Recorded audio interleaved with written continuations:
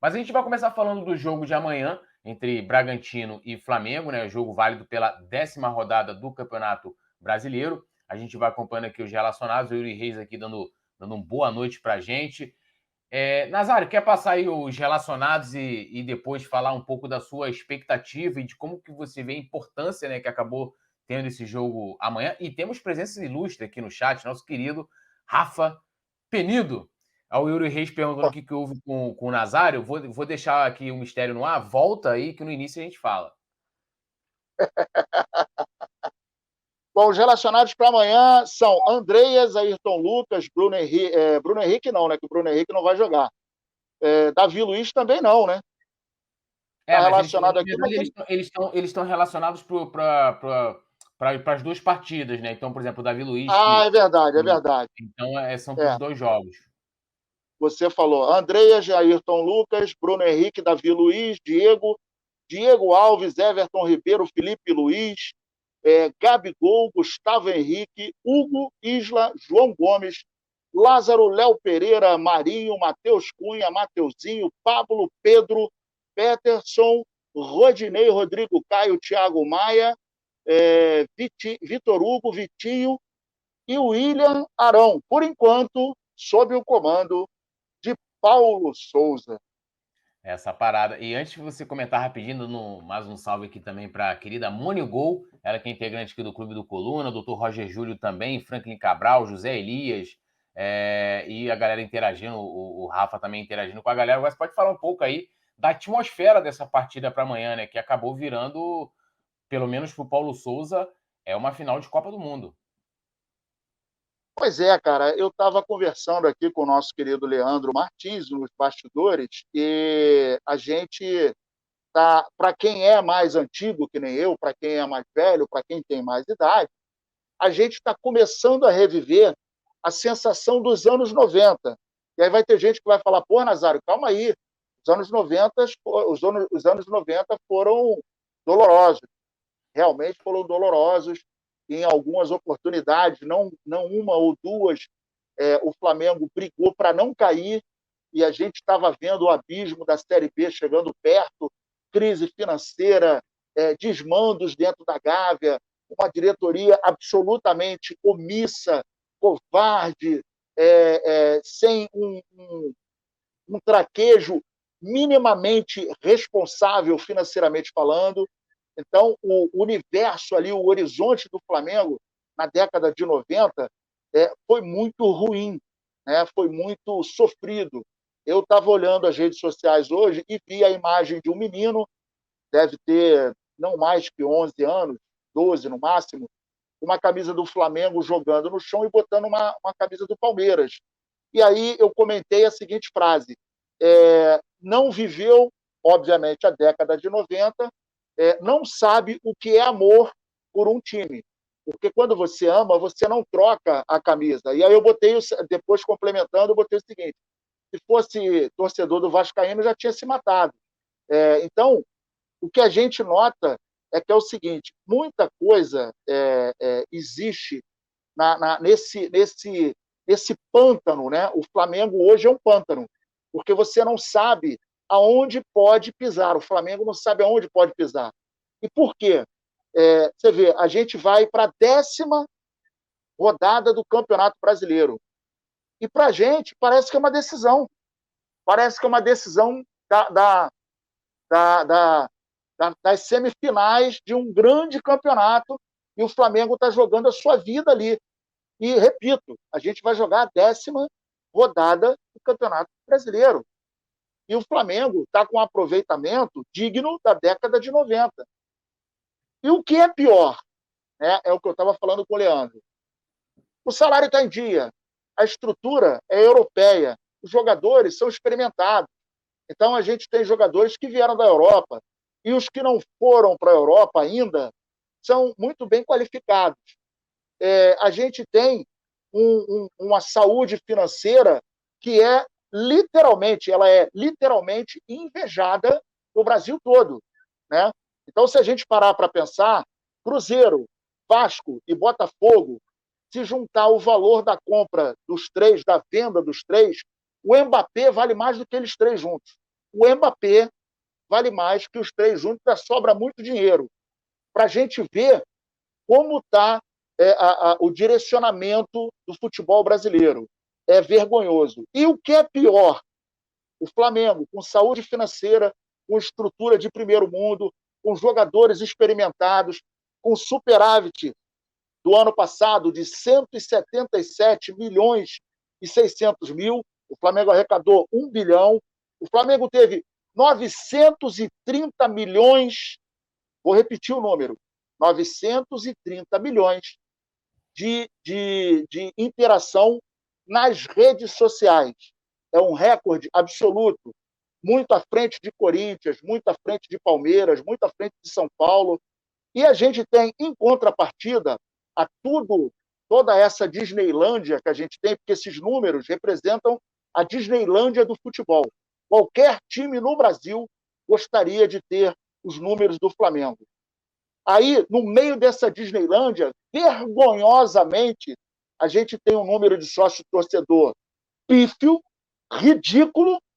É ridículo o número de sócio-torcedor para um time que tem 42 milhões de torcedores espalhados pelo planeta Terra.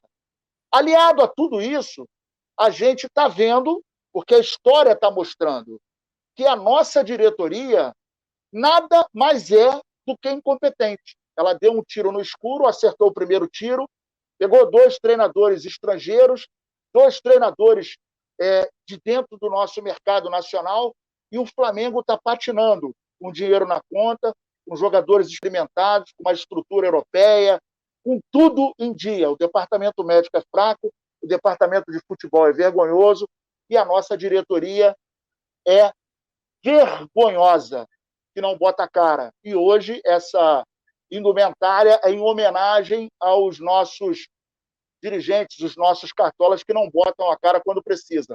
E aí, o Flamengo vai jogar uma partida diante do Bragantino com um ar de decisão, com aquela expectativa, vamos ganhar, não vamos ganhar, porque, não sei se vocês lembram, num passado não muito distante, nós jogamos contra o Fortaleza, que não havia ganhado de ninguém, e acabou sagrando-se vencedor da partida por 2-1 em cima do tal do Clube de Regatas do Flamengo. Esse que a gente ama, esse que a gente é apaixonado.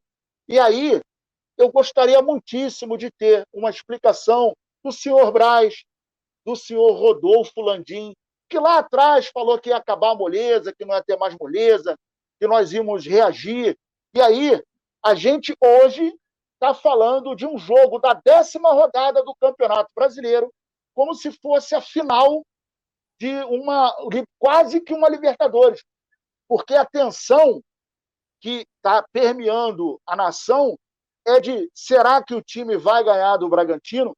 E se ganhar, não acaba a pressão em cima do Paulo Souza. Então, vamos em frente. O que nos resta agora é rezar, porque o barco está sem leme, o barco não tem comandante, o barco não tem timão, não tem leme, não tem nada. E a gente vai vendo aí, Nazário, até aproveitando a sua fala, que eu concordo muito, eu já vou ler a galera aqui também, que vai estar comentando aqui, chegou Lady Locke, Vicente Flá também, a provável escalação, que eu vou passar aqui, aí você pode comentar, mas antes, eu acho que seria interessante a gente passar aqui, né, que a gente está valendo a relação, e tem alguns jogadores que não vão poder atuar amanhã, e o Paulo Souza, e aí destacando, ele vai ter o retorno do Léo Pereira, mas ele vai ter problemas com relação à zaga, né? Vai ter um problema ali para ele formar dupla, porque o Pablo e o Davi Luiz, né, acabaram levando o 3º cartão amarelo na partida contra o Fortaleza, estão fora. Bruno Henrique também levou o 3º cartão, né? Isso aí, Bruno Henrique também está fora. E aí, à disposição hoje na zaga para o Paulo Souza, no caso ali, o Rodrigo Caio com certeza é titular. Então, os prováveis parceiros hoje do Rodrigo Caio para a partida de amanhã, ou como está ali, né? Ou o Gustavo Henrique, ou o Léo Pereira. Então, vou passar aqui, você comenta depois. A gente também vai dar destaque aqui, claro, para as outras posições também. Como você bem lembrou, o Bruno Henrique também levou o cartão amarelo, está fora de amanhã. Então, a gente começa aqui com a provável escalação do Flamengo. Hugo, Mateuzinho, Rodrigo Caio, Gustavo Henrique ou Léo Pereira, Ayrton Lucas na esquerda, fechando ali a primeira linha defensiva, depois dupla de volante, João Gomes e Arão. Na frente, lado esquerdo, que estariam ali os candidatos a substituir o Bruno Henrique, Andreas ou Vitinho. Do lado direito, Everton Ribeiro. E na frente, Gabigol e Pedro, né? Queria que você falasse um pouquinho aí dessa equipe, como você formaria a sua zaga, ou seja, quem você colocaria ali para fazer dupla com o Rodrigo Caio, e também para o lugar do nosso querido Bruno Henrique. Bom, começando pela zaga, eu faria o seguinte: o Gustavo Henrique e Léo Pereira, bate para o ímpar, porque vocês dois se juntar não dá um. É a realidade.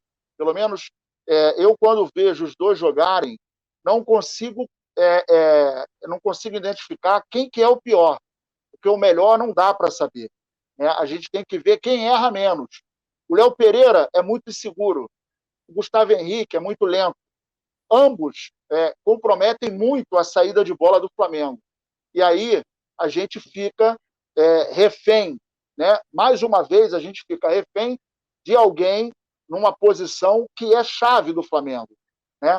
O Pablo, embora no último jogo tenha errado muito, oscilou e tal, isso é normal, né? Porque você não vai jogar sempre todas as partidas muito bem, mas o Pablo até então vinha se apresentando como o melhor parceiro do Rodrigo Caio. O Rodrigo Caio não precisa comentar, né? O Rodrigo Caio é um jogador excepcional, tempo de bola, raça, sobe bem, orienta a defesa, então ele dispensa comentários.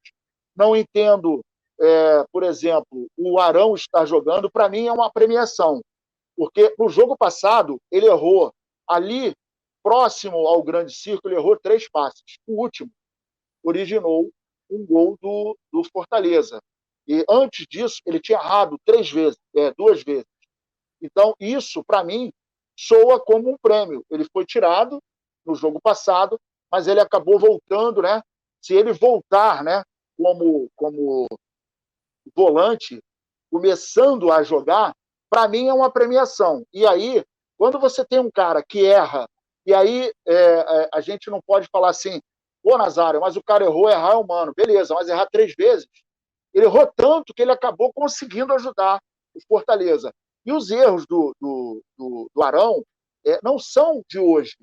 E isso me soa como um certo desleixo. Não sei se a gente pode falar que é um desinteresse, mas é um certo desleixo, porque esse ponto do campo ele é um ponto muito importante, né? Ele é um ponto em que você está saindo com a bola, né? E você começa a dar opções aos meias, né? Você está protegendo a defesa no primeiro momento, mas aí quando você está no lance de atacar o adversário, você está ali dando opções aos meias de aparecerem desmarcados e trabalhar, um dos volantes vão trabalhar com ele, né, com os meias, para que o time possa interagir no sentido de criar alguma coisa lá na frente. E quando o time está sendo atacado, ele está ali protegendo a nossa defesa. Então, nesse ponto, você precisa estar muito bem, você tem que estar seguro, você tem que estar bem psicologicamente, você tem que estar correndo, porque senão você vai comprometer, e foi o que aconteceu. O João Gomes, para a gente, é o titular absoluto na volância. Do lado esquerdo, a gente tem o Andreas, o nosso querido Andreas, que é um dos prediletos do nosso querido poeta, que não jogou nada, e o Vitinho, que entrou e, consequentemente, nada fez. Então, a gente tem um problema sério em se tratando desse setor de campo também, que vem comprometendo demais o Flamengo. O Flamengo não cria, o Flamengo está chutando pouco, o Flamengo tem muita posse de bola, mas essa posse de bola não se reverte em gol, e isso está deixando a gente agoniado, porque o Flamengo virou, de novo, um arame liso. O Everton Ribeiro tem jogado, tem se apresentado bem, mas ele sozinho não tem conseguido fazer muita coisa. Ele precisa ter um parceiro ali que consiga dialogar com ele no sentido de ele ou o Arrascaeta, e mais uma vez a gente fica refém na ausência do Arrascaeta, Porque o Arrascaeta é um gênio, né, cara? O cara distribui, o cara segura a bola, o cara aparece na área, o cara faz gol, o cara bota a galera na cara do gol. E aí, na frente, a gente tem Pedro ou Gabigol. E no jogo passado, a gente notou que o Gabigol faz muita falta. Muita gente reclama, pô, o cara perde 18 gols. Tá bom, o Pedro não perdeu nenhum. E o Pedro ficou estático. E o Gabigol, além de ter uma movimentação sensacional dentro da área, é um cara que sai, é um cara que joga quase como meia, é um cara que briga, e a gente não viu isso, pelo menos no Pedro, no jogo passado. Não é um jogador ruim, não, é goleador, é. Mas o Pedro, para viver bem, ele precisa ter um esquema tático que o beneficie, que o alimente. Porque se o jogo tiver com muita dificuldade de penetração, de criatividade e tal, acabou o Pedro. E foi o que aconteceu no jogo contra o Fortaleza. A gente viu que o meio não conseguia criar, o meio não conseguia chegar, e o Pedro pegou uma bola, deu de pivô, pegou uma outra bola, virou, mas ele não dá essa opção quando a coisa está muito difícil. Ah, Nazário, mas ele vai sair da área. Ok, mas em alguns momentos ele tem que sair para confundir a defesa, a marcação. E isso ele não tem. Então, o que a gente está vendo, né, que talvez seja a escalação de amanhã, de novo, ficou com ares de uma decisão, né, devido ao clima do Flamengo, que não está nada bom, por culpa de muita gente. A gente não pode culpar somente o Paulo Souza.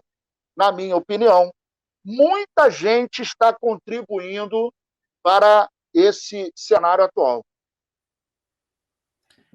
Eu vou dando aqui minha opinião, né? Eu colocaria o Gustavo Henrique, né, ali na zaga. Eu acho que o Gustavo Henrique muitas vezes é até injustiçado, apesar de ter tido um início bem difícil no Flamengo, mas diante dos desfalques, né, sem Davi Luiz e sem Pablo, acho que é o melhor parceiro para o Rodrigo Caio. Lá na frente, eu iria de Vitinho, até porque, a não ser que o Paulo Souza, ele né, pode colocar, de repente, o Gabigol caindo, talvez, ali pelo lado esquerdo, ou revezando com o Everton Ribeiro, e deixar o Andreas mais pelo meio, mas ele nunca fez uma boa partida atuando como meia, né, no Flamengo, o Andreas. Eu colocaria o Vitinho ali com tranquilidade. Então, acho que o restante aí, acho que não tem muito o que mudar. Talvez, né, o Thiago Maia no lugar do Arão, né? O Arão que falhou, assim, na última partida em sequência, né? Até resultar no gol do adversário. E já vem falando aqui que, inclusive, a minha dupla preferida, que eu acho que até o momento de volante jogou futebol em 2022, Thiago Maia e João Gomes. Então, o Thiago Maia, inclusive, entrou, né, na última partida. Não fez não foi brilhante, mas também não comprometeu e nem errou como o Arão errou em nenhum momento. Assim, o Thiago Maia fez aquele feijãozinho com arroz, né? Feijãozinho com arroz, e não foi desastroso como o camisa 5.